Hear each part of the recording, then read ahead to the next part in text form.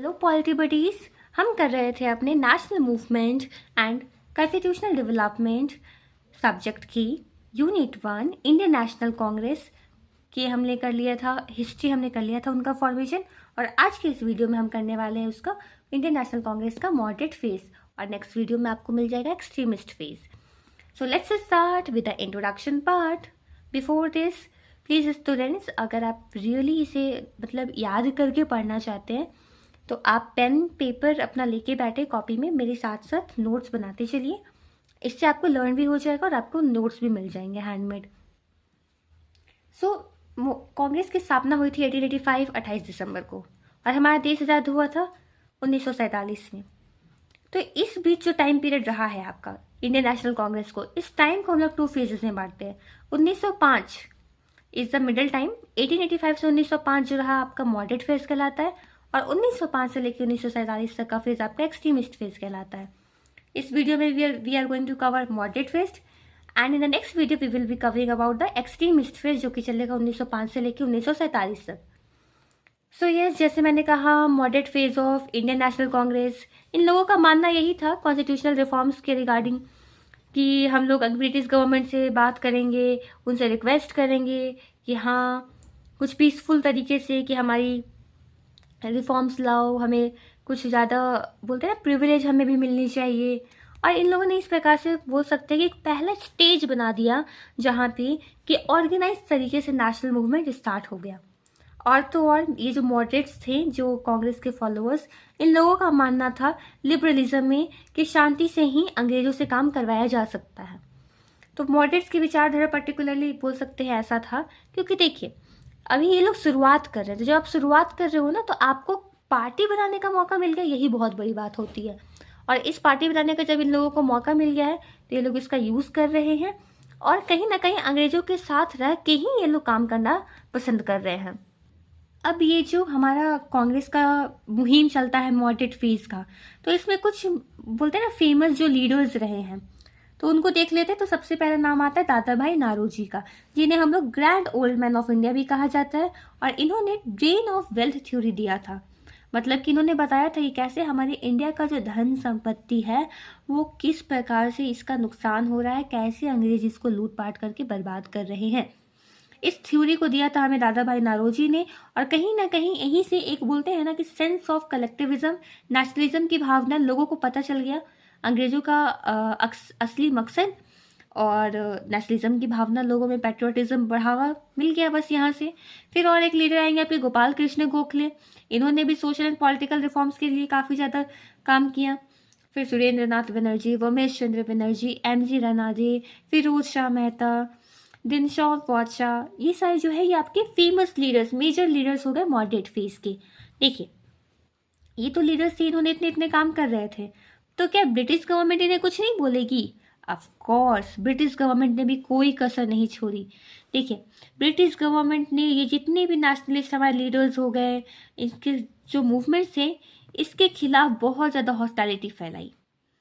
और तो और इन्होंने का नेचर भी जो हमारी इंडियन नेशनल कांग्रेस है उसके प्रति काफ़ी डिसरिस्पेक्टफुल था, डिसट्रस्टफुल था, क्योंकि अंग्रेज इंडियन नेशनल कांग्रेस से भरोसा नहीं करते थे।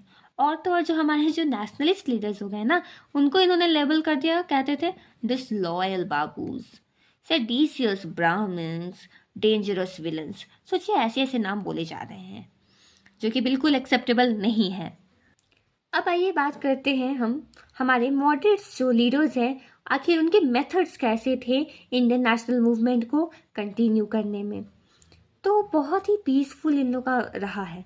देखिए इनका मानना था कि एकदम शांति से कॉन्स्टिट्यूशन के हिसाब से कानून के दायरे में रह के काम किया जाए, है ना, वही with in the 4 walls of the law, मतलब कि बस कानून की 4 दीवारी जो है उसी के अंदर हमें रहना है, हम उसके बाहर नहीं जाएंगे, क्योंकि अगर बाहर जाएंगे तो अंग्रेज ने जो हमें छोटी सी अधिकार दी है एक पॉलिटिकल पार्टी बनाने का, वो भी छीन लिया जाएगा।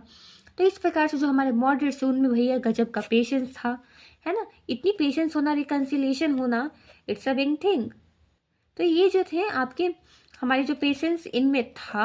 और वहीं अगर हम बात करें वॉयलेंस और हॉस्टिलिटी, इसके लोग खिलाफ थे, एकदम बोलते थे कि नहीं नहीं इसका करना क्या है, हमें शांति तरीके से अंग्रेजों से अपना काम निकलवाना है। और इसलिए इनका मेथड में मेनली 3 P's बहुत फेमस है, दैट इज़ पिटिशन, मतलब बस कानून का साथ लेंगे, प्रेयर करेंगे, वाह, हाथ जोड़ेंगे, और नहीं माने तो फिर प्रोटेस्ट करेंगे। मतलब आप देख रहे हो कितने शांतिपूर्ण तरीके से अपना काम कर रहे हैं। अब आइए इनके मेथड्स को हम लोग और अच्छे से समझते हैं। पहला है, इनका कहना था, इनका मेथड यही था कि freedom through gradual steps. Gradual steps मतलब कि धीरे धीरे पेटिशंस करेंगे, मीटिंग्स करेंगे, रेजोल्यूशंस लेंगे, भाषणबाजियाँ होंगी, है ना। और इस प्रकार से हम अंग्रेज़ों के सामने अपनी डिमांड धीरे धीरे रखेंगे और वो धीरे धीरे अपनी मन की इच्छा अनुसार पूरी करेंगे। देख रहे हो आप कितने स्लो हैं ये। मतलब कि इन्हें बस सबमिट करना है रिक्वेस्ट को ब्रिटिश पार्लियामेंट को, बस रिक्वेस्टिंग करनी है। फिर अगला मेथड क्या था, annual session of Indian National Congress. हाँ, ये बोल सकते हैं कि इंडियन नेशनल कांग्रेस का साल भर में सिर्फ 3 दिन का एक होता था, मीटिंग सेशन होती थी, जिसमें कि सरकार की जो भी पॉलिसीज थी उसको ये लोग डिस्कस करते थे। तो कहीं ना कहीं एक लिमिटेशन भी है ना, साल भर में आप सिर्फ 3 दिन मीटिंग कर रहे हो, और भी एक ही बार ये होगा जो कि वो एक ही मीटिंग रहेगी जो कि 3 दिन चलेगी, बाकी सब दिन ऐसे ही बैठे रहना है। फिर तीसरा मेथड ये था, प्रेस एंड लिटरेचर का यूज़ किया इन मेथड्स में अपने मॉडरेट्स ने। अच्छा, प्रेस और लिटरेचर का इन्होंने यूज़ किया ना, इसे आम जनता में बोलते हैं ना, पॉलिटिकल कॉन्शियसनेस आया कि हाँ क्या पॉलिटिक्स है, राजनीति क्या है, उसके प्रति जागरूक होना, जो न्यूज़पेपर्स है, जर्नल्स, ये सब के थ्रू लोगों में अवेयरनेस आई। फिर 3 P's तो मैंने आपको पहले ही बताया ना, प्रेयर, पिटिशन और प्रोटेस्ट, जो कि इन लोगों का मेन रहा है, हथियार बोल सकते हैं। फिर economic criticism of British rule, ये जो बोलते हैं ना कि एक चिंगारी टाइप का था, ये एक ऐसा मेथड था ना जिसने जन्म दिया एक्सट्रीमिस्ट्स को, क्योंकि इन्होंने, जैसे दादा भाई नौरोजी ने अपनी किताब में भी बताया, इन्होंने पॉवर्टी को हाईलाइट किया, जो इंडिया में फेमाइन से अकाल पड़ रही हैं, हमारे साथ जो इकोनॉमिक एक्सप्लॉयटेशन हो रहा है, इसको दिखाया ताकि आम जनता इस बात से रूबरू हो कि हमारे साथ कितना गलत हो रहा है, हम कितनी गलत तरीके से हमें ट्रीट किया जा रहा है। और जब इन्हें ये रियलाइज़ हुआ होगा तब जाकर नेशनलिज्म की भावना आई, और समय ऐसा आता है कि इतना नेशनलिज्म आ जाता है ना लोगों में कि कुछ लोग तो एकदम एक्सट्रीम लेवल से अंग्रेजों से गुस्सा करते हैं और एक्सट्रीमिस्ट बन जाते हैं। अब हम समझेंगे इंडियन नेशनल कांग्रेस के मॉडरेट्स के आखिर क्या डिमांड्स हैं। तो पहला तो डिमांड इन लोगों का ये था कि लेजिस्लेटिव काउंसिल को एक्सपेंड करो। एक्सपेंड करो मतलब कि हम जो इंडियंस हैं, हमारी भी रिप्रेजेंटेशंस ग्रेट होनी चाहिए, हमें भी अच्छा खासा अमाउंट में सीट्स चाहिए। फिर था इंडियनाइजेशन ऑफ सर्विसेज, मतलब कि जो भी हायर गवर्नमेंट पोस्ट है वहाँ पे इंडियंस को भी एम्प्लॉयमेंट मिलनी चाहिए। फिर आता है आपका एक रिडक्शन ऑफ लैंड एक्सपेंडिचर। यहाँ पे लैंड एक्सपेंडिचर वही लैंड रेवेन्यू होगा यहाँ पे ना, यानी कि जो भी आपका लैंड रेवेन्यू हमसे सरकार लेती है, उनसे सरकार जो लेती थी लैंड रेवेन्यू, उसको बोला जाता है कि आप कम कीजिए। कम कीजिए इन द सेंस कि सो दैट कि हम जो किसान हैं, गरीब लोग हैं, उनको भी दिक्कत नहीं हो। फिर रिडक्शन ऑफ मिलिट्री एक्सपेंडिचर, अंग्रेज ना मिलिट्री पे बहुत खर्च करते थे, इतने वॉर भी तो करते थे ये, तो बस इसके चलते, और आप एक्सपेंडिचर कर रहे हो तो क्या आप अपने पॉकेट से कर रहे हो, नहीं, इससे हमारी भारतीय लोगों को परेशानी होती थी। तो इसलिए डिमांड मॉडरेट्स का ये भी था कि मिलिट्री एक्सपेंडिचर को कम किया जाए। और तो और क्या बोला गया कि जो सिविल राइट्स है, आम लोगों के जो अधिकार है, आप उनकी रक्षा कीजिए, फ्रीडम ऑफ स्पीच दीजिए, हमें फ्रीडम ऑफ प्रेस दीजिए। फिर इन्होंने डिमांड किया कि जुडिशियरी और एग्जीक्यूटिव को सेपरेट किया जाए, क्योंकि मैं आपको बता दूं कि जुडिशियरी भी अंग्रेजी थे और एग्जीक्यूटिव भी अंग्रेजी थे, तो इसको सेपरेट किया जाए, इसकी डिमांड रखी मॉडरेट्स ने। और सेल्फ गवर्नमेंट इन फ्यूचर, इन्होंने कहा कि जैसे कि ब्रिटिश पार्लियामेंट्री इंस्टीट्यूशंस है उससे ये लोग भी इंस्पायर हुए, और इन्होंने बोला हमें भी चाहिए अपना फ्यूचर में, हम भी अपना खुद की एक सरकार बनाना चाहते हैं। और इस प्रकार से these were the demands of moderates of Indian National Congress. अब आइए समझिए अचीवमेंट्स क्या क्या हुए मॉडरेट्स के। इन्होंने मेथड्स भी अपना लिया, डिमांड भी कर लिया, अब इतने डिमांड्स और मेथड्स के कुछ अचीवमेंट्स तो होने चाहिए ना। आइए चलिए देखते हैं अचीवमेंट्स को। अगर अचीवमेंट की बात करें तो नेशनल अवेयरनिंग हो गया। नेशनल अवेकनिंग हो गया मतलब आम जनता जो है हमारे यहाँ, राजनीति में एकता आ गई, पॉलिटिकल यूनिटी हो गया, नेशनल कॉन्शियसनेस की भावना जो है लोगों में फैल गई कहीं ना कहीं मॉडरेट्स की वजह से। जो ड्रेन ऑफ वेल्थ थ्योरी दिया दादा भाई नौरोजी ने, तो इससे आम जनता को ये पता चल गया कि कितना गलत हुआ था उनके साथ, और इससे एक चिंगारी उनके सीने में भी जल गई। फिर कॉन्स्टिट्यूशनल डेवलपमेंट, मतलब कि जो इंडियन काउंसिल एक्ट ऑफ 1892 आया, तो इसके थ्रू हुआ ना कि जो इंडियंस थे उनका रिप्रेजेंटेशन बढ़ा दिया गया। देखिए ये भी अचीवमेंट हुई। एजुकेटेड पब्लिक ओपिनियन, मतलब कि अब जो प्रेस है, पैम्पलेट्स, मतलब कि जो एजुकेटेड पब्लिक ओपिनियन, अब जो आम जनता वो भी पार्टिसिपेट करने लग गई है कांग्रेस के साथ।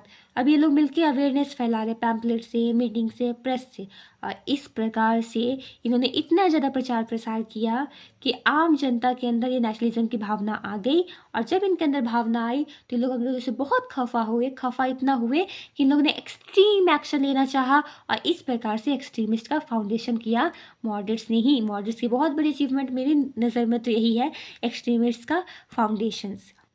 इन्होंने अचीवमेंट्स कर लिए, पर क्या अचीवमेंट्स बिना किसी लिमिटेशन के होता है? नहीं ना। तो चलिए लिमिटेशंस भी पढ़ लिया जाए। Limitations, over reliance on British sense of justice. यार ये जो मॉडरेट्स थे ना, बहुत ज़्यादा ब्रिटिश पे विश्वास करते थे, इतना ओवरलैंड थे कि कुछ भी करेगी तो अंग्रेजी सरकार ही करेगी। अब इनके चलते क्या होता था, ये जो हमारे जो मॉडरेट्स थे ना, इसमें मेनली एजुकेटेड लोग ही थे, मिडिल क्लास लोग थे, बेचारे पीजेंट्स और जो बाकी आम जनता है वो तो थी नहीं। लैक ऑफ इमीडिएट सक्सेस, इन लोग को तुरंत सक्सेस नहीं मिलता था। ब्रिटिश तो कई दफ़ा इन लोग के डिमांड्स को इग्नोर कर देते थे। देखिए यंगर लीडर्स क्या बोलते थे पता है, ये जो मॉडरेट्स को, पॉलिटिकल मेंडिकेंट्स, क्योंकि ये सिर्फ वही काम ही कर रहे हैं। एक तो बोलते हैं ना, एक तरफ से भिखारी का काम करना, कि आप बोलो कि प्लीज़ हमें हमें 3 पीस दे दिया, पिटिशन कर रहे हो, प्रेयर कर रहे हो, आप रिक्वेस्ट कर रहे हो कि हमें ये चाहिए, आप उसके लिए काम तो नहीं कर रहे हो, आप एक्शन नहीं ले रहे हो। जो आप एक्शन नहीं लीजिएगा तो कोई आपकी बात क्यों सुनेगा? तो इस प्रकार से यंगर लीडर्स भी इनको पॉलिटिकल मेंडिकेंट्स कहते थे। सो दीज वर द बुराई ऑफ मॉडरेट्स। अब आइए फाइनली हम लोग moderates of Indian National Congress को कंक्लूड करते हैं। सो इन कंक्लूजन यही है कि मॉडरेट फेज जो है आपका 1885 से लेकर 1905 तक चलता है। कांग्रेस का एक फॉर्मेटिव पीरियड रहता है कि हमारे देश में राष्ट्रीयता की भावना को बढ़ाया गया, फॉर्मेशन हो गया इसी पीरियड में, कांग्रेस की रेन है। देखिए थोड़ा मोड़ा तो अचीवमेंट हुआ, ज़्यादा नहीं हुआ बट थोड़े मोड़े तो अचीवमेंट्स हुए ना, कुछ कुछ रिफॉर्म्स देखने को मिला, है ना। फिर थोड़ा रिप्रेजेंटेशन भी बढ़ा हमारा, पॉलिटिकल कॉन्शियसनेस, हाँ ये जरूरी है कि लोगों में राजनीति को लेकर के जागरूकता आई। जितने भी अंग्रेजों के जो बोलते हैं ना षड्यंत्र, कैसे इकोनॉमी को बर्बाद कर रहे थे, ड्रेन वेल्थ, ये सब की जो इनके थी ना चीज़ें, वो एक्सपोज कर दी गई। और जैसे ही एक्सपोज होता है ना, तो एक पॉलिटिक्स का फाउंडेशन, एक ऑर्गेनाइज पॉलिटिक्स का ये फाउंडेशन रख देती है मॉडरेट्स। मेथड्स इनके लिमिटेड थे, पर आप मुझे एक बात बताइए, ये जो हमारे मॉडरेट्स हैं, अगर ये ग्राउंड वर्क नहीं करते, अपना ये काम ये नहीं करते, अपना ये सब चीज़ों को बोलते हैं ना कॉलोनियल रूल के जो इकोनॉमिक एविल्स है उसको एक्सपोज नहीं करते, तो क्या कभी एक्सट्रीमिस्ट फेज का जन्म होता है ना। और एक्सट्रीमिस्ट फेज जो जन्म हुआ, इसी का तो रिजल्ट है ना कि अंग्रेज हमारे देश से गए, गांधीयन फेज आया, ये सब का। सो अल्टीमेटली हम ऐसा बोल सकते हैं कि मॉडरेट्स जो हैं, ऑल्दो उन्होंने बहुत ही सिंपल पीसफुल रणनीति निभाई, बट पीसफुल तरीके से ही इन्होंने अंग्रेजों के सारे काले चिट्ठे आम जनता तक पहुंचाया, और आम जनता को इसके बारे में जब अवेयर हुए तो उन्होंने एक एक्सट्रीमिस्ट फेज का धारण किया, जो कि आगे चल के हमारे देश की आज़ादी का कारण बना। So with this, thank you friends for watching my video. If you really liked it, then please do like, and if you have any suggestions या फिर कोई queries, then please drop it down in the comment box. And yes, stay tuned with me. अगले video में हम extremist face करेंगे. So yes, for that, to get notifications, subscribe my channel. And till that, take care. Bye bye. Thank you once again.